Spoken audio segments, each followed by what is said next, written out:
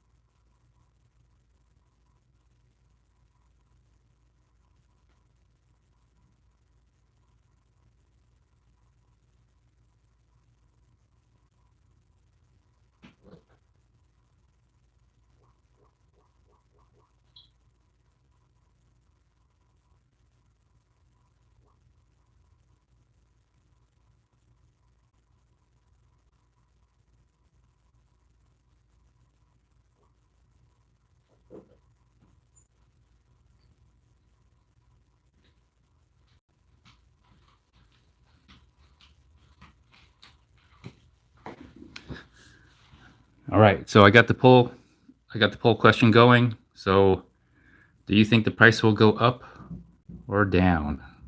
That's all a simple question, up or down. Or it could be sideways, but mostly up and down. We'll take a look at the candlestick. It's a weekly candlestick. We'll let some time go by. This I had a great time this weekend. I had we rented a place to celebrate our youngest birthday. Nope. We rented a place for our youngest birthday, and my wife paid for it, of course. I didn't pay for it, and so we went. It was a place called Bouncy Bounce. I think I did not a live stream. I think I made a short on it, Bouncy Bounce. First time I've been there. My youngest really loves that place. And so she invited kids over, friends, some schoolmates, and got to meet some of the other parents. It's been a long time since I actually had to socialize with other people. My wife was like, "Oh, you socialized this so much this weekend." I'm surprised. Also, we had a sleepover as well for my youngest, and so we had more people. And not only that, for some reason, one of the mothers wanted to sleep over as well. So we We let her sleep over, and she was saying that she had a friend who was going to come over and cook for us in the morning, make some breakfast or lunch or brunch. And we're like, that's unusual, but sure, okay.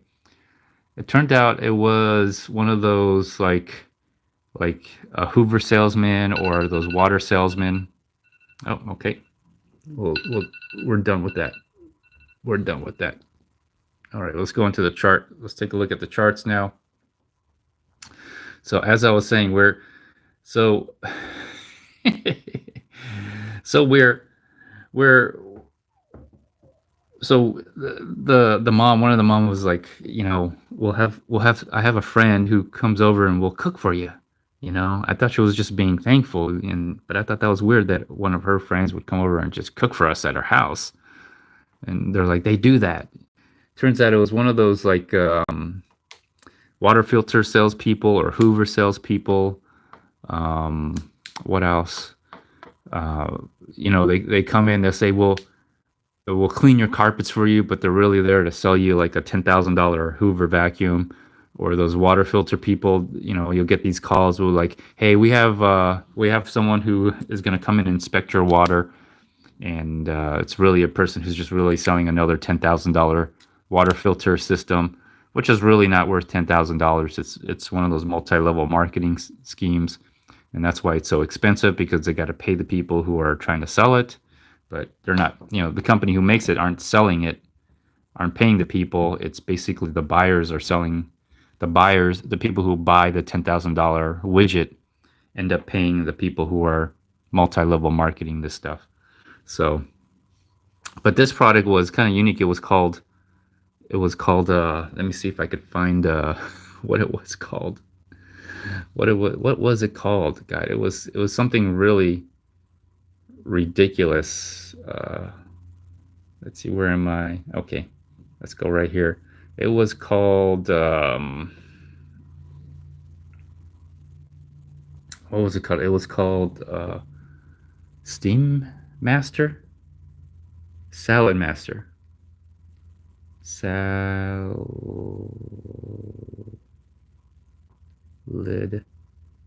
Master, Salad Master Cookware. There we go. I don't know if you've ever seen this. All right, so look at this on Amazon. This whole set, or I don't know. Anyways, if you look at the price of some Salad Masters, right? All right, that's a used Salad Master. All right, so I'm looking at the price of some of these, right? Like if you look at these sets, they're kind of expensive, right? Well, the salesperson that came to our house, they wanted it was a set, maybe like this or maybe like that, but they wanted to sell it for $6,000, and they were calling for us to get a loan. My wife was doing. I don't have a job anymore, so my wife ended up trying to get pre-approval. She just wanted, she was just being accommodating. It turns out not only was it a pre-approval, but it was also an application for a six or approval. She put 15,000 because one of the sets was like $15,000. I don't know why you would pay $15,000 for a whole set, but anyway, it's something comparable to like this, and they were charging $6,000. They were trying to have us call in for a loan, which they made it sound like it was an approval or to get pre-approved, which it was, but it was also not only to get pre-approved, but an application for a loan for $6,000. It was ridiculous. So, anyways, that they did make us food. It is pretty good. They cooked with it. They're telling us all the benefits, but not worth $6,000. So, all right. So we'll go on to the chart analysis here. I'm sure that's all what you've been waiting for, right? The chart analysis. So last week, where were we last week? Last week, believe it or not, this was down at the bottom. It looked like it was crashing. Now the thing about chart analysis, okay, is you cannot take the current candlestick and make a judgment based on the current candlestick. All right. You cannot, I wouldn't recommend it, because if you remember from last week, that was red. That was down here. It looked like it was going to crash. I bet a lot of people sold their Bitcoin, and now regret it, because now look, a week later, the price has gone up, and not only that, it is trending above. If you can see that, it is now trending above the 10 period moving average, which is really a good sign. But again, you cannot make a judgment based on the current candlestick. You have to actually look at the last 3 candlesticks, or the previous candlesticks, and make a judgment on the price or your trade. That's deceptive. It is very, very deceptive. I think a lot of traders make that mistake. They look at the current candlestick along with the other candlesticks, and I bet a lot of people right now are saying, I'm going to buy. I'm going to buy right now because it's going to go up. Look at it. Look at it. It's above the 10 period trend. It's above the 10 period average line. Most likely it will hit up against this right here, which what would be the price of that? That'd be about 28,000. So based on the current price of 22, so it's 22,000. You know, you're thinking, hey, I can make a cool $6,000 if I bought 1 Bitcoin, which I wouldn't recommend you do that, okay? Short-term trade. But you're probably thinking, you know, it might hit up against this moving average and then bounce back down. And then since you're such a smart trader, that it would not only hit up against the 30 period moving average, that it would hit back down, and then you would short the market, you know.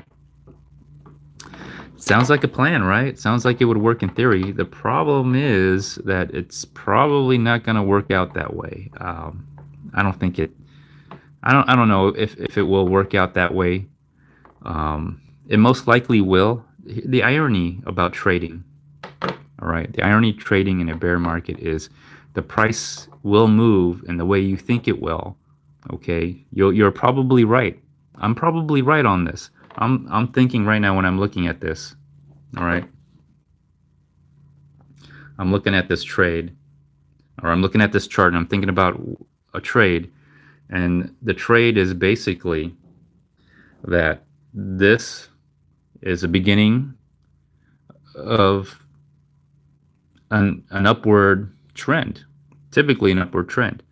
That most likely what will happen is that it will bounce off of this 10 period moving average, hit up against the 30-day, or not 30-day, 30 period moving. I'm in the weekly, so it's a 30 weeks, most likely 30 weeks moving average.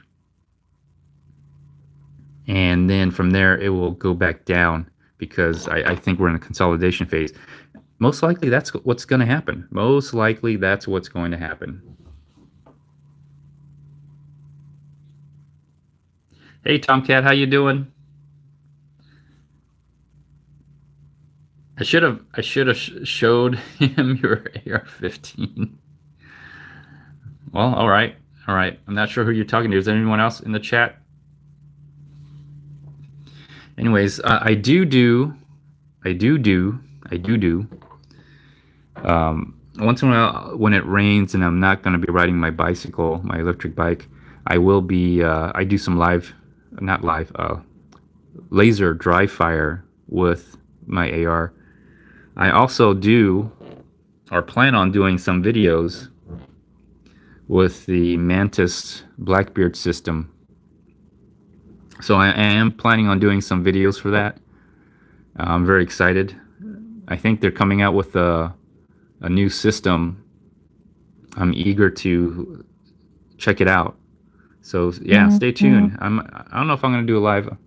Maybe I'll do some live on the Mantis system if you're interested, but I'll most likely make a video on it. So Anyways, back to the chart. So yes, I think we are starting. Let me back up a little bit, give you some context of what's going on here. Okay, so here's basically what's you're looking at the whole thing now. So it's been a down. Look at that down market from the all-time high, which has been right here. It's coming down. I think we're exhausting all the sellers. I think the people who lost money don't have any more money to lose. That's what you're looking at. So you're looking at all the people who were rich. Technically, they were rich on paper, but they're not anymore. They probably have sold whatever they had to preserve, their dollars or whatever currency they were trading in. Now I'm looking at the bottom right here, and I'm seeing some consolidation of this price action. You can see the 10-period moving average just starting to flatten. We are flattening the curve, everyone, flattening the curve. So the curve is flattening on the 10-period average. You see this little movement here. That indication to me that the sellers and the buyers, there's not a lot of people in the game. All right, there's not a lot of people in the trading game right now. They have left the market. There's not a lot. That's why you're seeing this kind of price movement, just very slow up and down consolidation. And you see the average starting to flatten out. And you see the current candlestick. And I have to warn you, do not make a trade off the current candlestick, okay? That is dangerous. You don't want to make a trade on the current candlestick, because if you saw from last week, this candlestick was down here and it was red when I talked about it, I think Monday or Tuesday. A week, when the candlestick finishes, then you can actually make a judgment on it. So never trade on the current candlestick. I hope you all learned that lesson, maybe. Never trade on the current candlestick.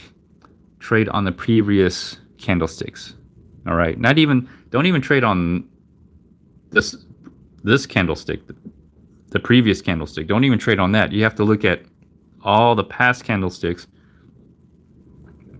And it takes about, I would say 5 candlesticks to get a confirmation. So, or at least 3. So it would take another 3 weeks.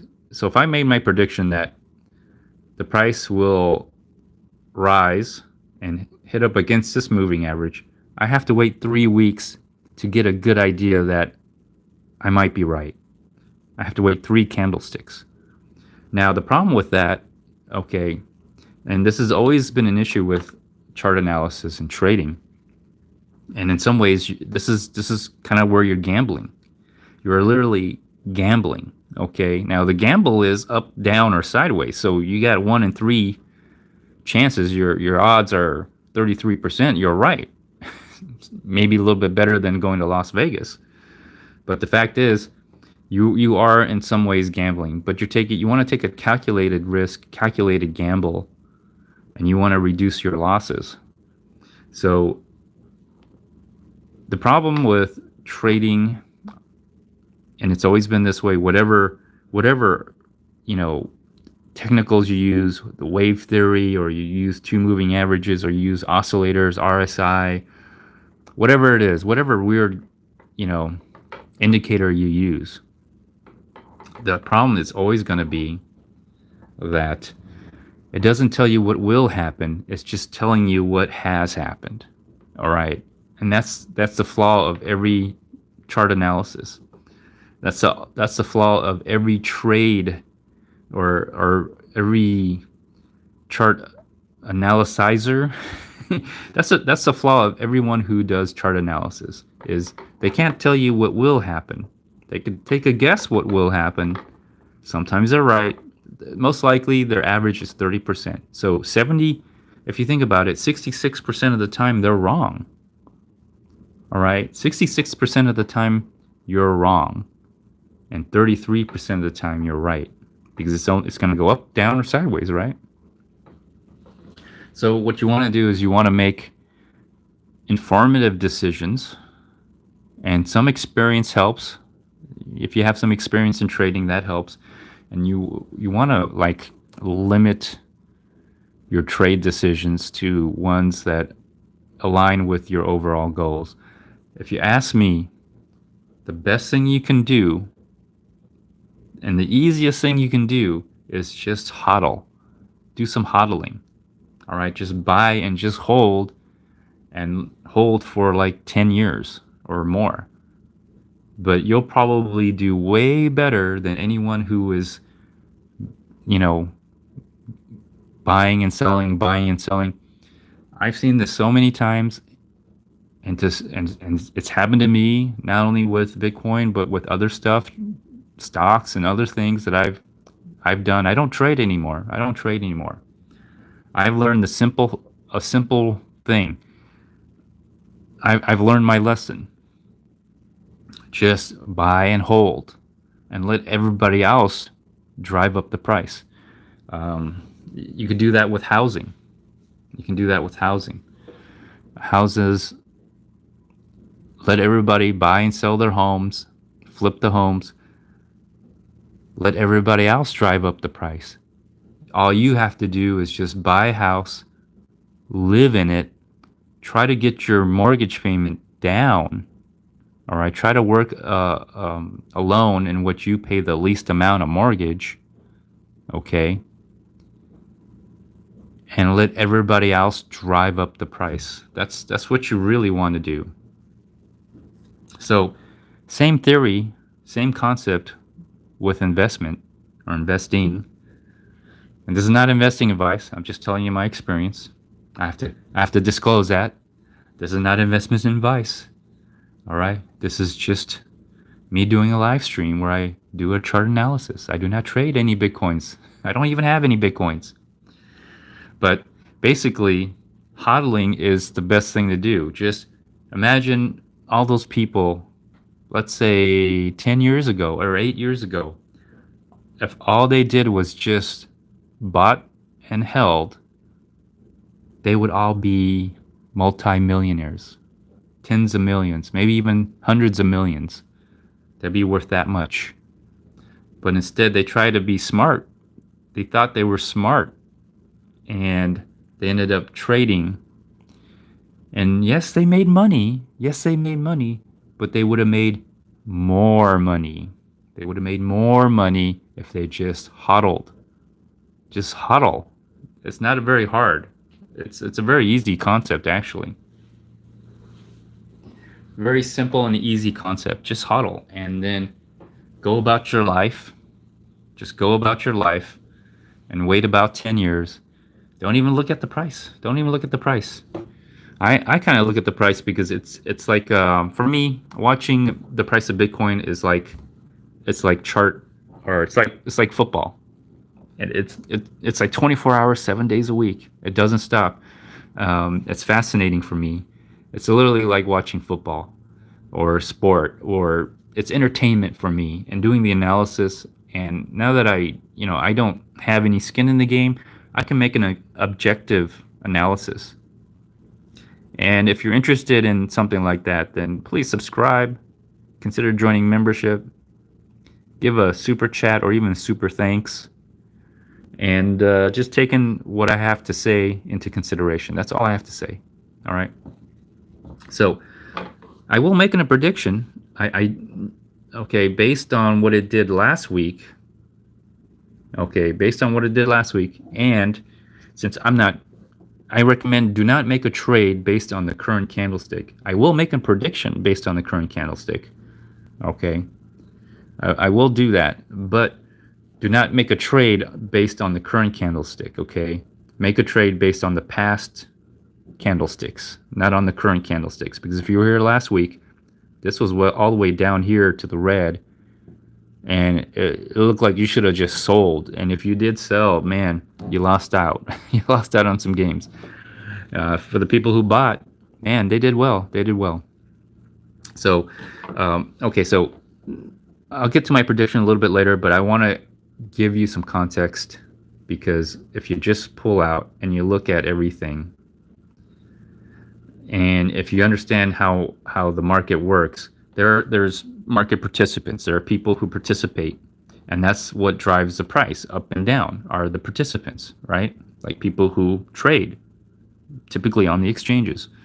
Now, people who trade peer to peer, you're not going to see their price move, but eventually, all the activity that goes on off the exchanges, peer to peer market, that you don't see, does affect the price eventually, because people will run out of Bitcoin to sell in the peer to peer market, and they typically will end up going to the exchanges. So, all the Bitcoins on the exchanges typically, because of demand, will end up into the peer-to-peer market, and that's what's driving the price.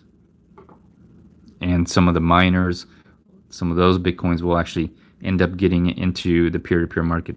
Eventually, all that price that's being driven up because people are starting to buy in the exchanges, pull their Bitcoin out of the exchanges, get into the peer-to-peer market, or they use it or whatever. What ends up happening is eventually all those Bitcoins in the peer-to-peer market, they eventually will end up at some point back into the exchange to be used. Also, miners will eventually bring their coins onto the exchange to be traded. So there's a flux, but eventually at some point there will be a demand, and the demand will outpace the supply. All right. So that's what was happening here. And if you go back a little bit further to the run up, let me see if I can bring that. If I can move that, I can't move that. No, I can't move that. Yeah. Up to this point right here, up to the run up right here, that's what it was happening. Basically, demand was outpacing supply. But at some point, we do reach a point where you cannot get any more buyers. You've exhausted the buyers. So you have a whole bunch of buyers, all right, that are looking to sell, right? Or you have a whole bunch of people who bought that are looking to sell the profit, right? Because they're buying almost at the top there, and there's no more buyers. The buyers have been exhausted. And so what do you have to do? You go into the exchanges and you dump. And that's what you've been seeing, right? So these are market participants, people who are participating in the market. And so at the top of the market, you had a lot of market participants. You on a bull market, in order to have a bull market, you have to have a lot of people participating in the market. They're putting money into, right, the cryptocurrencies, Bitcoin, whatever it is. This particular case, it's Bitcoin. So you have a lot of people participating, a lot of money going in. Eventually, you reach a limit because you can't find a new buyer. You can't find the greater full. So what do? They start dumping. Now there are more sellers than there are buyers. There is more supply than demand. What I don't understand why people don't understand this. So and they don't see it coming. All of a sudden, when the price goes down, they're shocked. They lost all their money. Usually the noob, the greater fool, the idiot that came into the market thinking that they know everything. They don't. And so you have all these market participants that have no buyer. They can't find a buyer. All right. In peer-to-peer, probably peer-to-peer, and also, on the exchange, there's not that many people willing to buy, and there are more sellers. So that's where you're getting all the price deflation here. Prices going down. And now we're at this point right here. We're at this point. We're at this point now. Now we're at this point. Okay. If you're wondering why I have this line here, that is basically where about the 30-day moving average is. If you missed the earlier part of the live stream, that's why I put that there. What is that? 28,000. We're currently at 20. We're currently at 22,000. So So basically, if you look at it now, you'll see what it looks like to me that the sellers are exhausted, the market participants have no more money to lose because they've lost their money, they've sold, they're not participating, they're out of the market. So there's not a lot of people in the game right now, and that's why you're seeing, I think, I wouldn't say lower volume, but I would say the price action not moving as much, and the 10 period average flattening. So you're seeing the curve flatten on the 10 period average. So the market is thin. Not a lot of people in the game right now. So you could see potential movements. I wouldn't say volatility, but you could see fast moving price action because there's not a lot of people in the game, and it could drive up the price in a shorter period of time, but nothing huge. It won't be sustainable. And that's why I think it will go up and down, up and down. And typically, what happens, it will reach a point where it bounces between the two averages. It bounces up and down between the two averages. So, are we close to the bottom? I think we're close. I think we're close. So here's my prediction. Okay, if you stuck around this long, I guess you deserve to hear it. I do think the price, based on the current chart, which I recommend not trading, I'm just doing an analysis because I have no skin in the game, so I could just be objective. Based on the current chart, current candlestick. All right, based on the current candlestick. Okay, hold on here.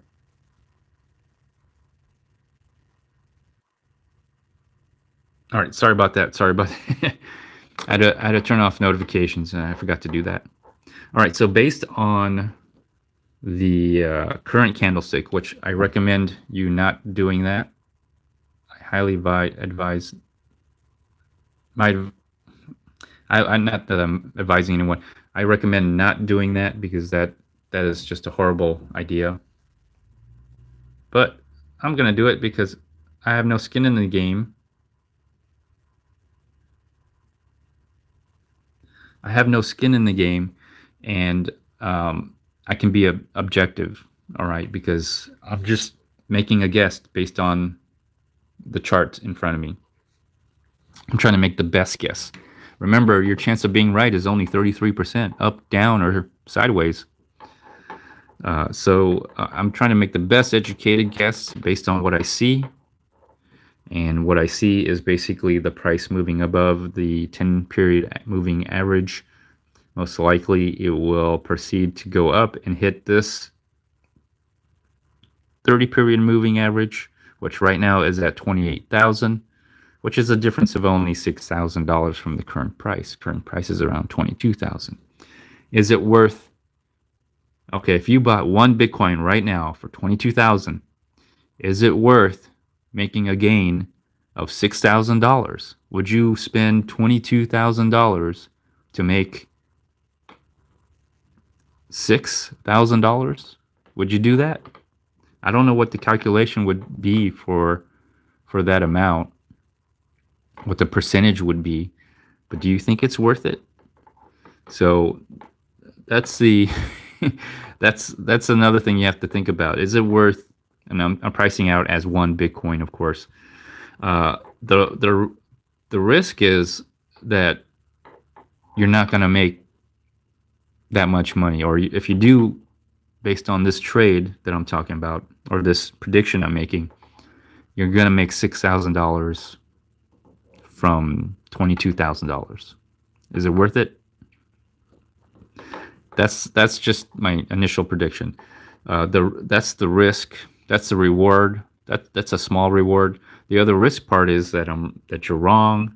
I'm wrong, and the price doesn't go anywhere. So there's three scenarios. The price doesn't do anything. It goes up, it goes down, and you end up making no money. You pay the commission fees for the trade. That's if you're trading on the exchange. You pay the commission fees on the trade, and you don't make any money. You probably lost a little bit of money, or you you broke even because you sold out just above all the fees, or you basically made some money.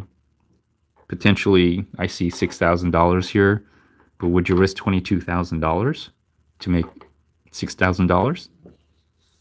And of course, the downside is um, I'm completely wrong. By next week, this will continue to go underneath the moving average, and now you've lost a couple $1,000s.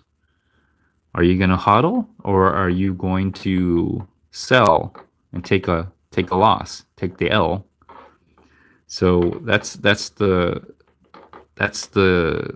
risk, I guess, the potential to lose probably $3,000 by next week or next 2, 3 weeks. Now the thing is, I'm on a weekly, so you have to stick around for 3 weeks to see if I'm right. Are you gonna do that? Okay, can you stomach that? So each prediction I make, you have to stick around for 3 weeks. This is a weekly chart. Am I right? Am I wrong? There's a 33% chance I'm right and a 66% chance I'm wrong. Because remember, it's going to go up, down, or sideways, right? So that's what I think is going to happen. That's what I think is going to happen. Uh, the reward part, all right, there's a potential good reward because if I'm looking at all this, all right, I'm looking at all this. There's not too many people in the game. There's not too many market participants. It's hard to drive down the price when everyone who's lost money has no more money to lose. They're out of the game. So that's what I'm thinking. Like if I'm looking at this, all the people have sold. They have no more Bitcoin to sell.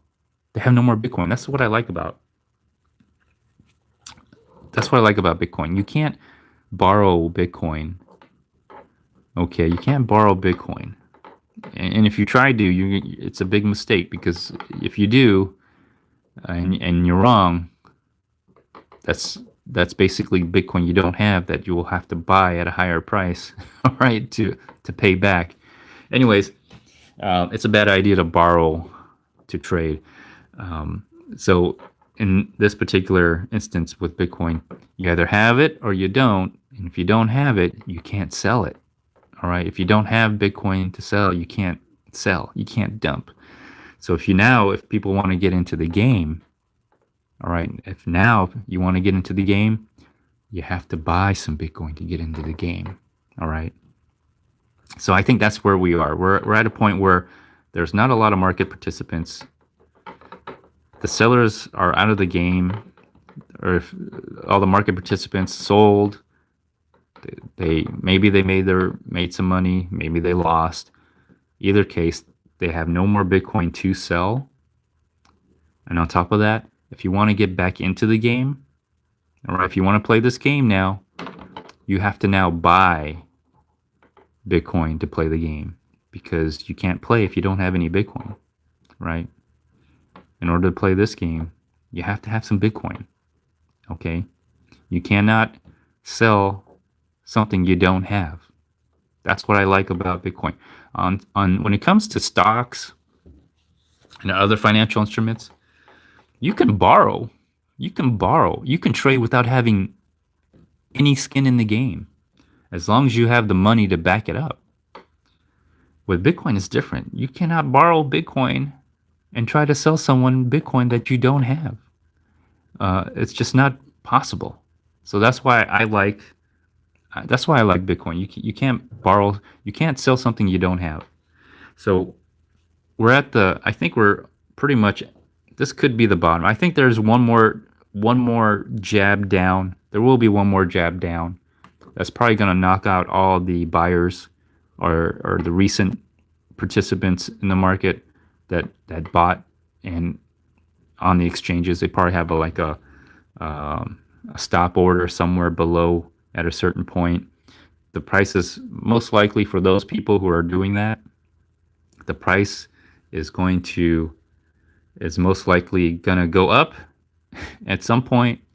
You think you won. You're probably going to hodl thinking, I'm just going to hold. And you put your limit loss like whatever price, whatever your limit loss is, your stop loss, probably 15,000, maybe 13,000. It's going to hit that limit loss because that's the way the market works, man. That's the way the bear market works because technically we're not in a bull market yet. We're still in a bear market, even when it goes into sideways. That transition from a bear market to a bull market, I still consider that a part of the bear market because you'll lose. You'll lose, especially if you don't understand how the game is played. And if you're trading, if your attention is to trade on the exchanges, the people who are trading on the exchanges, you're gonna lose. You're gonna lose. The people who are gonna win are the ones who are hodling, who have the crypto, who have bitcoins that actually own the private keys. You took them off the exchanges, you put them in a cold storage, and all you're doing is just watching the market. You're just watching the market. You're being patient. It's hard when you don't have that button available to you on the exchange to sell or have a limit, um, like stop loss. When you have a stop loss, so so that's what I think is eventually it's going to happen. Is you're going to get short term. Most likely the price will go up, hit around. I'm thinking 28,000. Hit around this as a resistance, come back down, and from there it could go up and down or break through and then come down. I do still think there's one more jab. There's going to be one more jab going down. It's going to test all the recent market participants. It's going to test their stop loss. It's probably going to hit their stop loss. And then after it hits their stop loss, again, in order to play the game, you have to buy some Bitcoin. Especially if you don't have any Bitcoins, you're going to have to buy some Bitcoin to play the game. And so the price will eventually go back up. So I think we're pretty close. We're pretty close at the end of this bear market. I think we're close. I think we're in that transition from bear to bull. Of course, I think it's going to take almost another year. It's going to take about another year. So there's going to be a lot of up and down sideways movement. It's going to be a range. You're going to be in a range. It's not going to be a bull. It's not going to be a bear. You're going to be in range. Range meaning it's just going to go up and down, up and down, up and down. You're going to get spikes. I think you're going to get spikes. It's going to spike up. It's going to spike down. It's going to test limit orders. It's going to test stop losses. That's what the spike is going up and down on. It's basically hitting the limit orders. It's hitting the limit stop losses. People who are shorting, again, also limit stops. And your limit orders, it's going to hit those. And so that's what's really going on. It's the price is hitting up against the shorts and the longs, the limit orders, the stop losses. That's what's happening. It's just hitting up, it's whipsawing up and down. Again, the best strategy really, okay, in all this is not to trade, not to buy and sell, but simply just to buy and hodl and don't trade on the exchanges. Have a cold wallet storage and just watch the market. Just watch it, and 5-10 years later, I think you will be very, very happy with the results. That's really what I think everyone should be doing. But the temptation, the lure of thinking that you're smarter than the market, you're smarter than everyone else, that you can make more money than everyone else, and I've seen it. If people just held on to what they originally bought 8 years ago, they would be filthy rich, okay? But I would say 99% of those people thought they could make more money or more Bitcoin.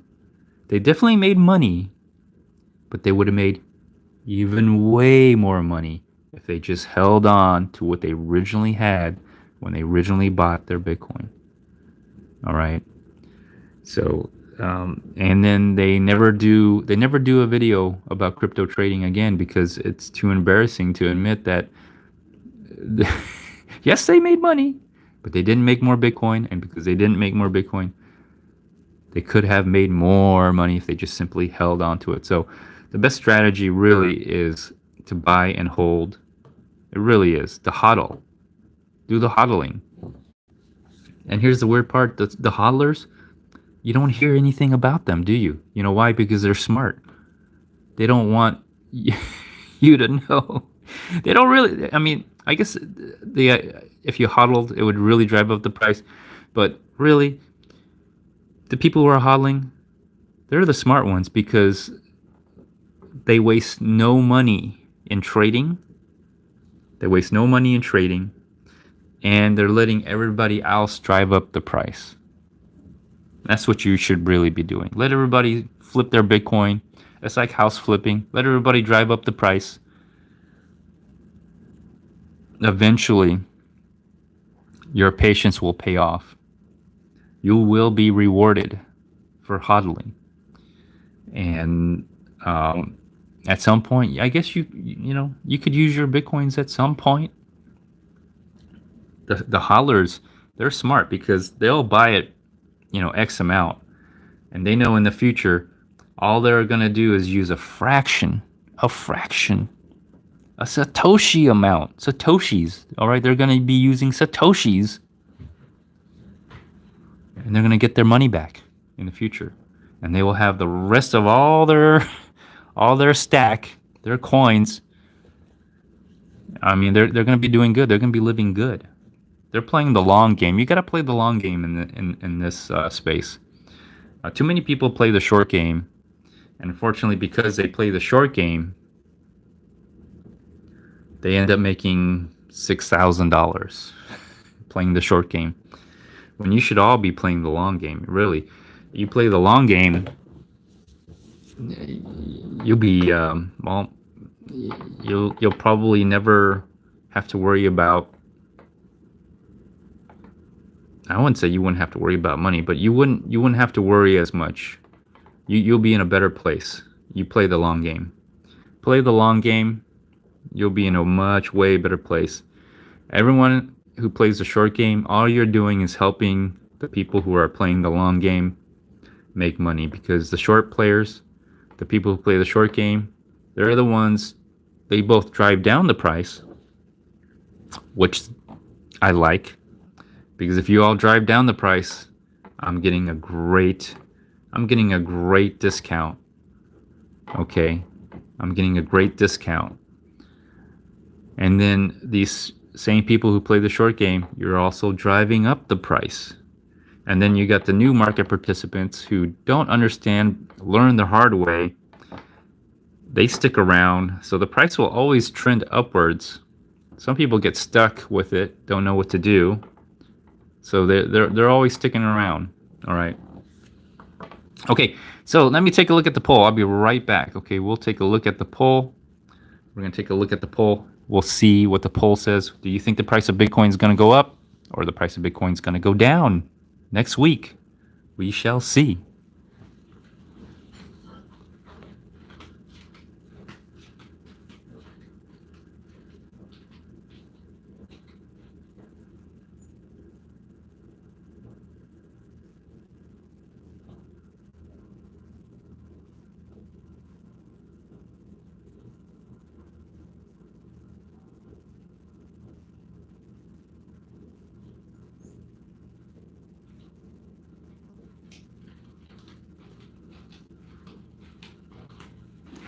Okay, very interesting. We have four votes. I know it's not a lot, but four of you voted,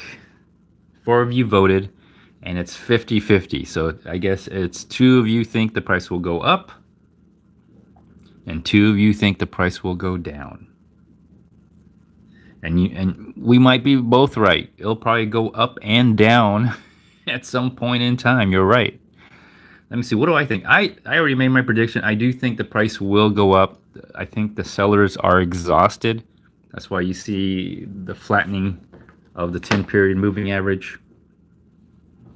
The 10-period moving average has flattened. Another thing I'll do is let me see if I can do some lines. Lines are very useful. Okay, lines are very useful. I'm going to see if I can do a line. I'm going to pick this top point right here, and then I'm going to pick this top point right here, and it should make a line. Oh, look at that. Look at that. Interesting. Okay. Lines don't always work, but they are very helpful. Okay, so let's take a look. Now I introduced a line along with the average. So if you don't know how lines work, you take a top. It doesn't always work this way, but I took the top point right here, the all-time high, and I took this high, and I made two connections, made a line, and look at where we are. Filthy poor. In some ways, you want to be filthy poor. You want to be Bitcoin rich, but filthy poor. So, okay, so when two people voted that the price would go down, I'm kind of understanding why. They're looking at this line, this channel. And if that's the top line, I'll make another line. I'll make a bottom channel. Let's just say here, which usually ends up being converges into a triangle. So let me see, this is going to be right here. And then let's see right here. Yeah. So you kind of see, you're seeing like a channel, and the channel is this right here. And we're seeing where on a downtrend, it's very deceptive. I have to tell you, you think you're going to be turning up, you may not be, especially when it goes sideways. It's just hitting up against the top line here, and so people think it's going to go down. Okay, I could see that. I could see why people would think that it's going to go down. They're looking at the channel. They're looking at the trend line. They're looking at those 2 points. That's kind of interesting.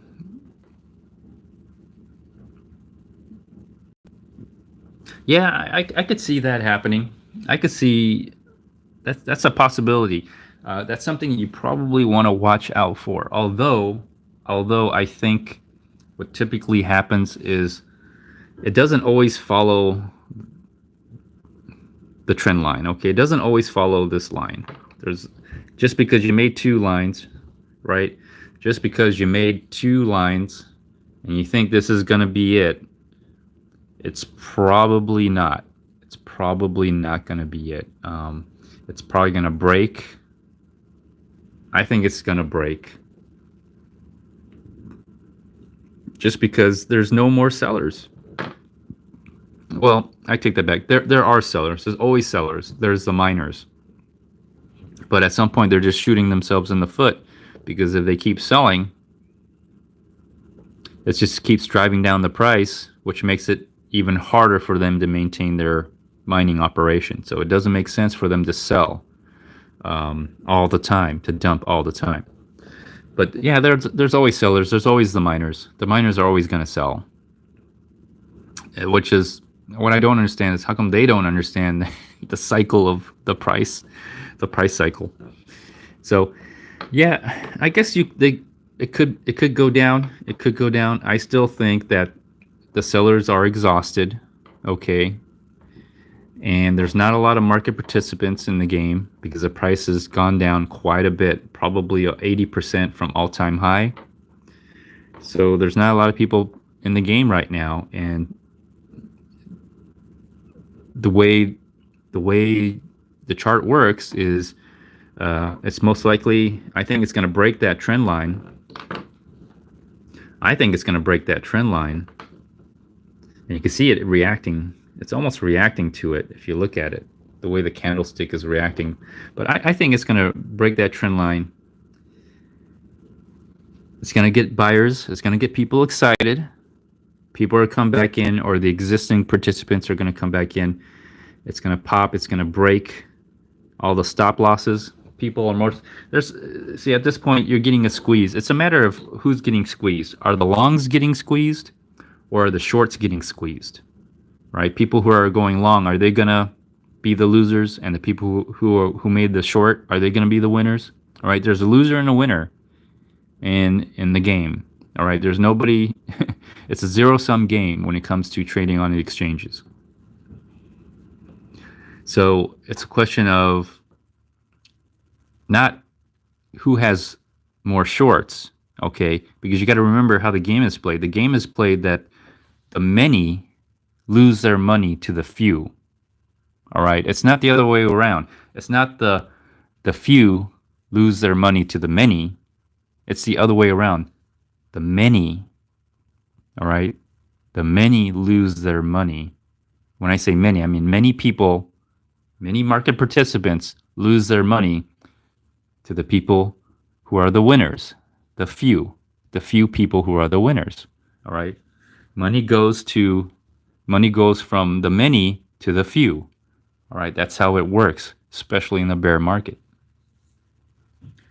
So if I don't have details of the order book. Okay.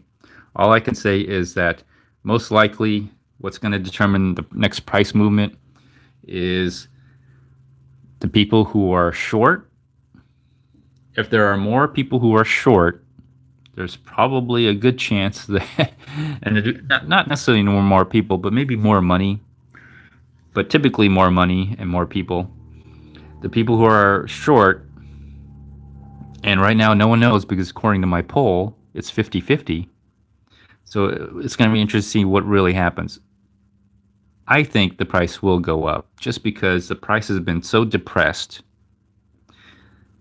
It's been pushed down so long and so hard that there's nobody who's going to be selling their Bitcoin because they're out of the game. There are no more market participants who can sell their Bitcoin. So if you want to get into the game, or if you into whatever currency, you have to now buy to get back into the game. So I think it is going to break that trend line. It is going to break this line, this top line. I think it is going to break the moving average. The temporary moving average kind of tells me it's going to break, just because it's flattening. Doesn't mean I'm going to be right, but it just seems like there's nobody to lose their money. All right, there's no sellers. Okay, all the sellers have lost their money and they're out of the market. Okay, they're not playing the game anymore. So anyone who's having a short here or in a short position, I think most likely are the ones that are going to be squeezed. And I think there's enough people still playing the game, shorting, because, well, shorting has worked so far. You know when things are changing, when your strategy doesn't work anymore. Like the people who have been shorting, their strategy has been working really well, right? They're are they making money? I guess they're making money, or they're making Bitcoin, one or the other. That strategy of shorting has been working really well. Just look at it. Just look at this. If you could, if you've been shorting since the top, or even since here, if you've been shorting here, you've been right. So why would you feel like you would be wrong? You know, there's probably a good chance that you're very confident. People who have a winning strategy continue to do the winning strategy until it doesn't work. And this may be a case where their strategy may be changing. The dynamics of the price action is changing. So yeah, I think there will be a short squeeze, which will cause them to buy. So we're playing a game of squeeze. Okay, we're squeezing the last bit of market participants of their money. That's what's happening here. So you're getting the remaining people who are still playing the game, that are still in the market. So we're taking all the winners, and all the winners are battling with each other, and there's going to be a loser And out of those, all those people who are technically winners who made it this far, they're going to be battling with each other because it's a zero sum game. And now they're going to be squeezed. And out of all those winners who've made it this far, most of them will now be squeezed out of the game. And the few that are lucky, some of them, I mean, luck has something to do with it. A little bit of luck, a lot of strategy, but you made the right call, especially in the position where we are now, where 50% of you think it'll go up, 50% of you will think it's go down. It's almost a toss up, a coin flip. There's there's a lot of skill, a lot of strategy, but there's also a little bit of luck that goes in it. So you're gonna have to pick a side, up or down. If you're not even playing the game, then it doesn't really matter for you. But if you're in the game or you want to get into the game, you have to take that into consideration. So yeah, I think the shorts are going to be squeezed out just because I'm looking at this line. They're probably looking at this trend line. They're probably looking at this top resistance line, and they're thinking, yeah, I'm going to short right here. It's perfect. And they're probably going to be up in the 35 to 30,000 on their stop loss or their limit loss if they're shorting.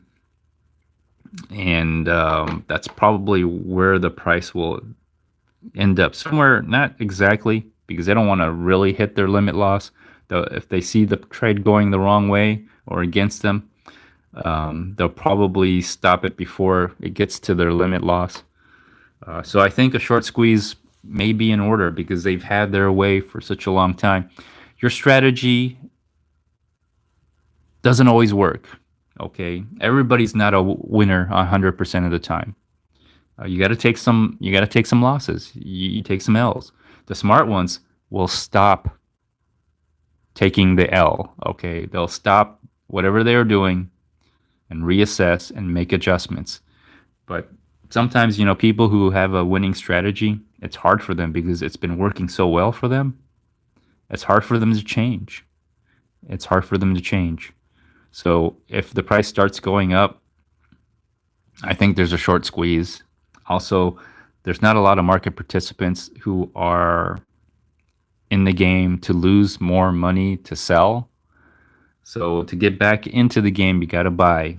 You got to buy. So I think it will go up, but I still think the price will still go down. I think there is room. There's still room to go down. Or I should say, I'm expecting the price to also go down, to spike down, because we're in a situation where we're in a game of squeeze. We're squeezing the last bit of money out of these market participants. All right, it's the money, the rich. I won't say the rich. The person who's played their hand right is just going to get wealthier and wealthier until there's a few left, to the point where the price doesn't move a lot. There's no way that people can trade against each other. There's no counterparty right there. So eventually more people have to get back into the market, which will take, I think, about a year, which happens to be also about the time I think the price will go up again. Probably anywhere, again, a year to 6 months before that next happening. We have about a year to go. And most likely that is when we'll transition from the bear to the bull market. I'm not 100% sure about that, okay? Because this is going to be the first time where I think the global economy will be in a recession or depression when the next halving occurs. So this is going to be a little bit different. I'm not sure, 100% sure, but based on what has happened, okay? Because I'm just an analyzer. I just analyze. And the only thing I analyze is basically on what has happened. I can't tell you what will happen. I can make a prediction. Doesn't mean I'm going to be right. But I'll give you, my thoughts on it. But overall, I do think it will go up unless there's always a twist in everything about the future. Anything can throw a wrench in the works, a curveball. My my greatest concern is global depression, global recession, global war. That's another thing. I don't know how the price of Bitcoin will react with global conflict. I'm seeing more and more of that. I'm very concerned with it. And also global depression, global recession.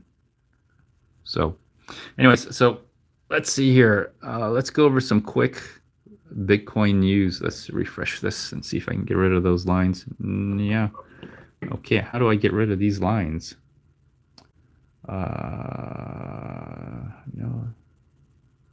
No, I don't want that. I don't want that either.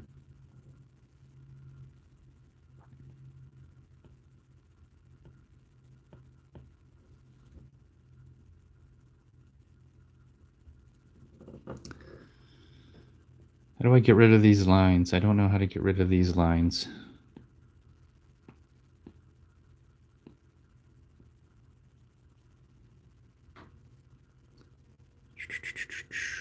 Drawing, delete.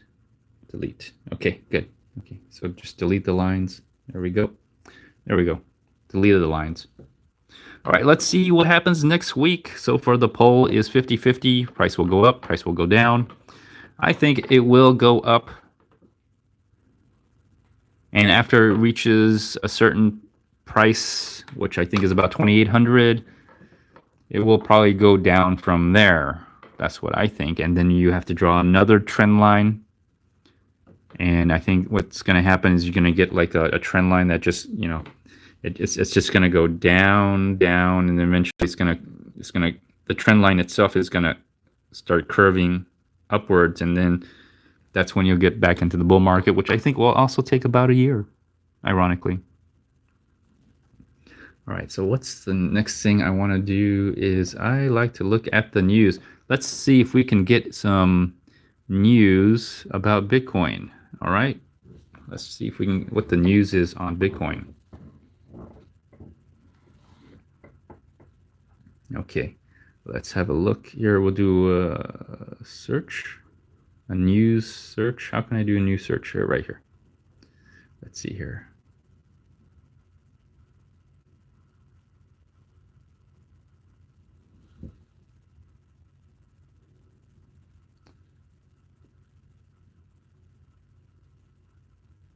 I want it. Oh, okay, right here. All right, keyboard. Oh, okay. I have to use a keyboard for some reason.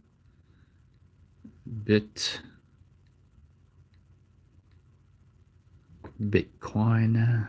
Okay, let's do return. Let's see what happens. What's happening in the news here? All right.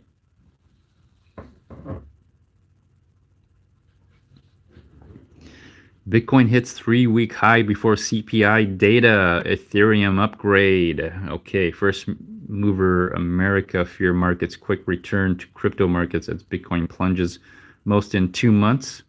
Okay, whatever. There's got to be some news that's going to cause the price to spike. All right, there's going to be some excuse that people make about the news being the reason for the price spike, which I think is just a short squeeze. Bitcoin price rises above 22,000. Ether holds steady ahead of merge. Okay, there might be a merge news that it's going to cause the price. So the merge is happening with Ethereum. If something bad happens with the merge, that might cause the price of Bitcoin to spike up. Either merge is going to be good. It's going to go either way. I mean, if something bad happens with Ethereum, with the merge, then the price of Bitcoin will go up. If something great happens with the merge, the price of Bitcoin will go up or something, whatever it is. Let me see, what is it? Crypto's big number, daily Bitcoin mining revenue plummets. Of course, yeah, of course.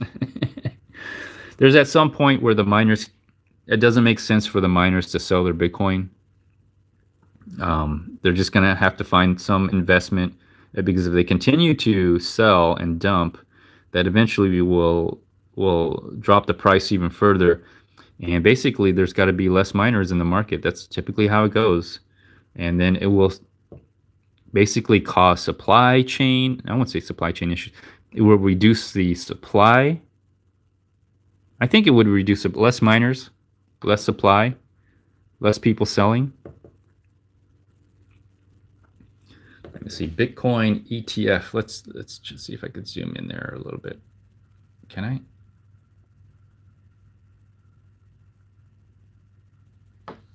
Let's see if I could zoom up. There we go.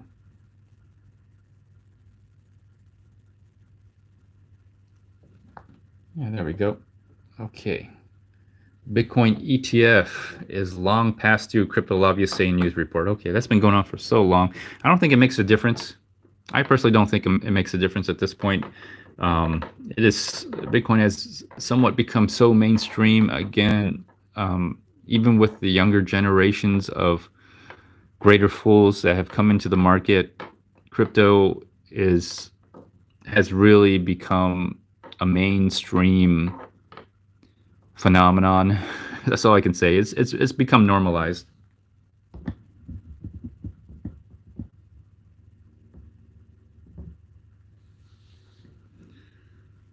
Let me see. Absolute madness. Bitcoin, Ethereum, and crypto headed into a wild week amid Luna and Solana price swings. Okay. I don't know. I don't know about any of those other crap coins and all those other things that are happening. I just stick to what works. What works for me is Bitcoin. Anything else, I would say like wait 5 to 10 years. That's if they're still around. Like if you think about it, a lot of the coins that were about 8 years ago that were really popular, they're not popular anymore. They're not even around anymore, really.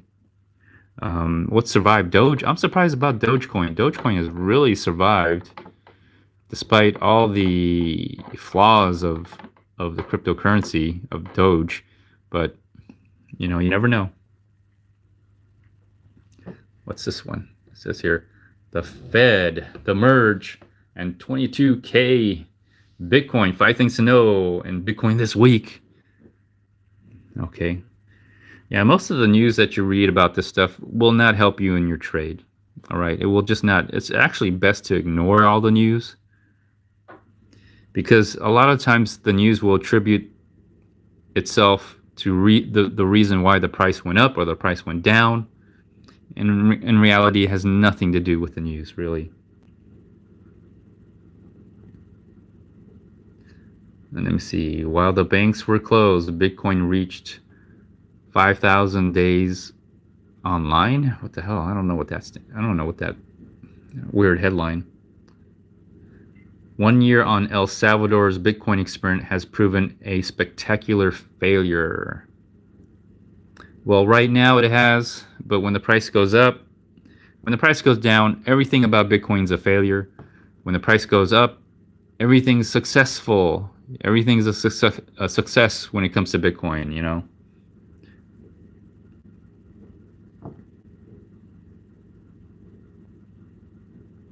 Let me see. Bitcoin hits 3-week high as traders say all signs there to short Bitcoin. Yeah, that's that. I'd be wary about news like that. When you hear news or articles talking about shorting Bitcoin, there's probably a short squeeze coming. Okay, and I bet you there's a short squeeze coming, and there's probably going to be a price going up. I think the price is going to go up. People have shorted Bitcoin too long, and that strategy has worked very well too long. And the people who are in the market right now, it's their turn to basically cannibalize themselves. So all the winners so far, well, half of you will now become losers, and the other half will be winners, and we'll have less market participants. Eventually, what will happen is basically the price will go sideways because the price action will not move as much. Let's see. Here's another one. Bitcoin extends rally as Ethereum upgrade looms. So that's what they're contributing to the recent price increase. I don't know. I don't think Ethereum merge is going to help Ethereum. I think on the short term, it might. I think it might. There could be a reason the price of Bitcoin will go down because people will. Well, you have to have Ethereum before the merge. I think in order to take advantage of it. I think afterwards you could, but you want to do that before the merge. But if something goes wrong with the merge, wow. I mean, it could be bad news for all cryptocurrency, or it could be great news for Bitcoin. But overall, going to a proof of stake, I think that's what they're talking about. I'm not sure. I've been out of it for such a long time. But going to a proof of stake, other cryptocurrencies have tried it. They're not doing so well right now compared to proof of stake coins in general. So this is like the largest cryptocurrency experiment so far. The merge.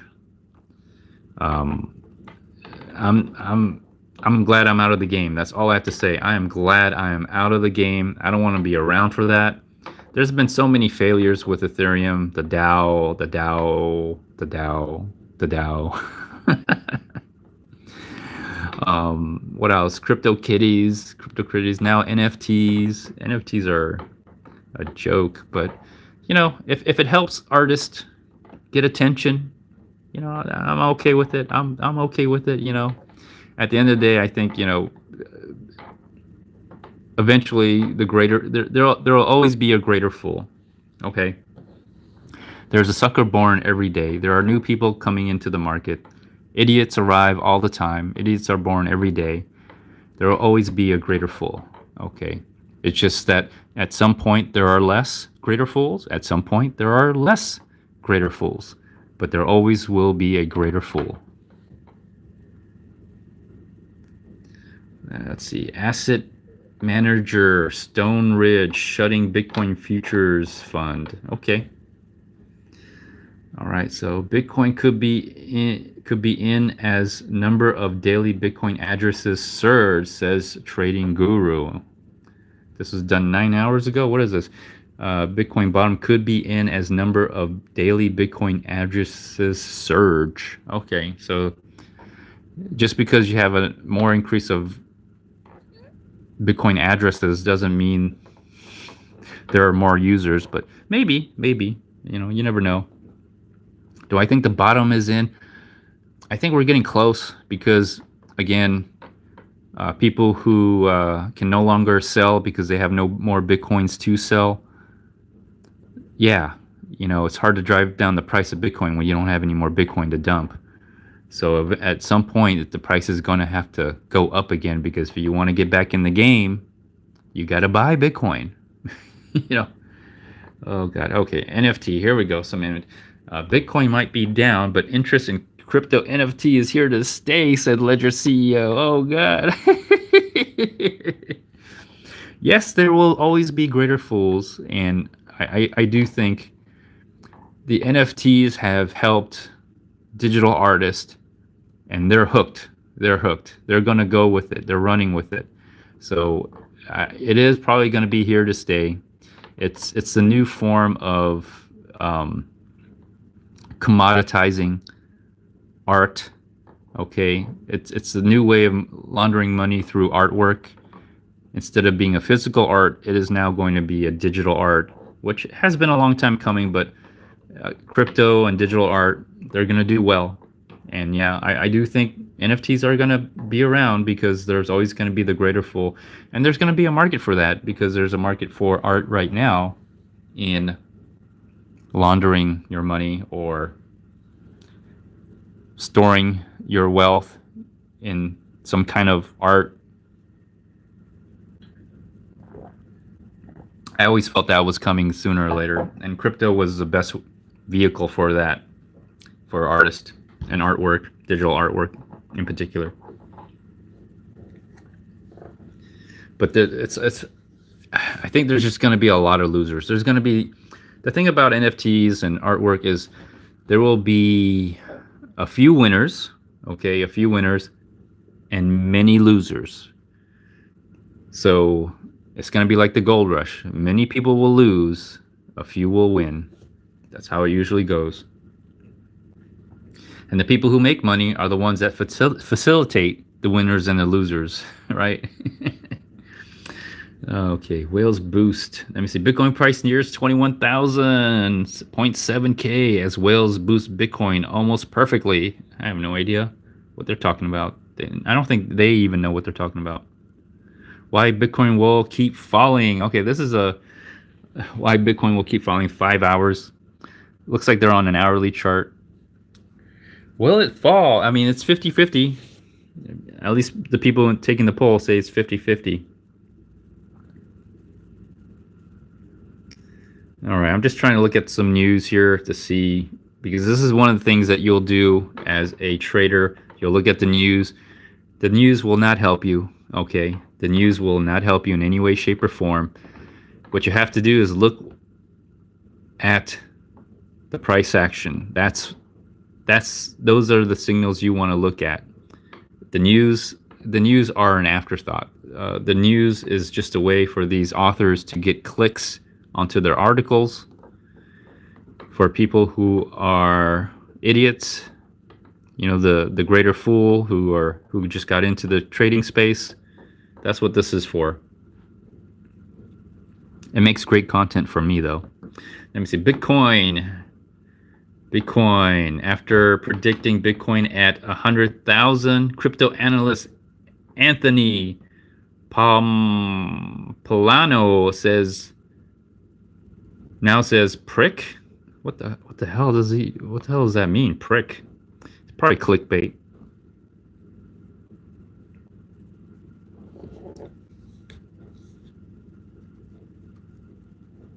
Oh, this is interesting. Luxury resort Palazzo Versace Dubai now accepts Bitcoin. I'm assuming that's in Dubai. I don't think I'm going to be going there anytime soon, and I wouldn't at this point in time, when at the low of the market, at the bottom of the market, why would you want to use your Bitcoin? You wouldn't. You don't want to do that. You want to wait until it reaches the top to use your Bitcoin. Although it would be a great deal for whoever these people are, getting Bitcoin at the bottom.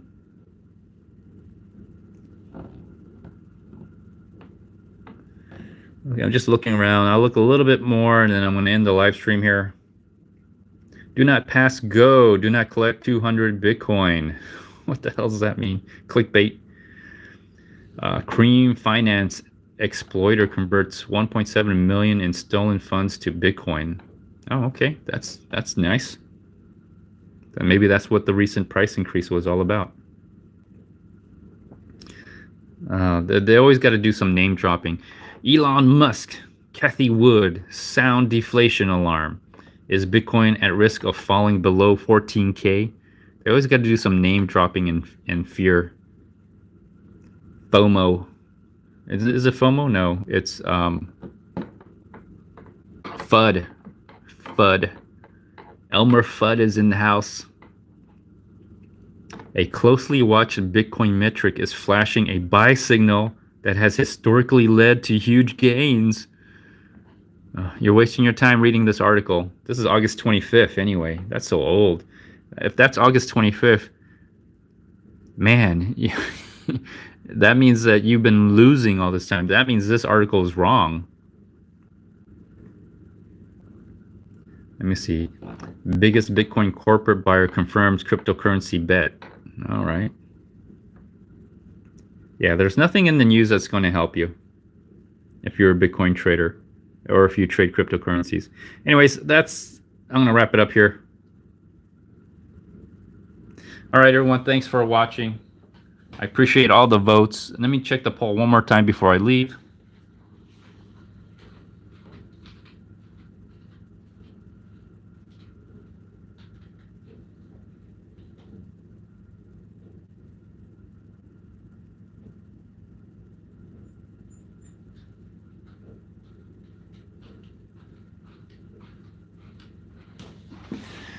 Okay, the poll is still 50-50. So I don't know if that's going to help you. My personal opinion is I do think the price will go up despite this little line that you see that I recently drew. It's hitting up against that top line, but typically when you draw lines, they don't really follow those channels like the way you think you do. I find moving averages seems to help me more, but I could understand why people think the price would go down because it's hitting against the top of this trend line from this point to this point. If you draw it out, looks like it's like right here. But if that's the case, that means that there are a lot of people who are going to be shorting, thinking the price will go down, which I don't think it will. I think there will be a short squeeze because now you're looking when you get down to the bottom of this price right here. All the market participants are gone. The ones that are there, they've been the winners. Now, they're the winners of all the winners. They're going to be fighting each other for money, right? Because it's a zero-sum game. So now there's going to have to be winners and losers among all the remaining winners out there who are still participating. So if you're on a short or if you're in a long, some of you are going to win. Well, it's a battle between the shorts and the longs now. So there's going to be a short squeeze. I think there's going to be a short squeeze because it looks like it looks like a good short play, and a lot of people are going to play that short play. But I think they're going to get squeezed because there's got to be a loser, there's got to be a winner. It's a zero-sum game when you trade on the exchanges. Anyways, thanks for watching, everyone. Give me a like, share the video, consider joining membership. I do these live streams, but depending on your request and your interest, I might even do some members-only content. I do members-only content right now. I could do more. If you request, let me know. Until next time, everyone, thanks. See y'all later. Bye.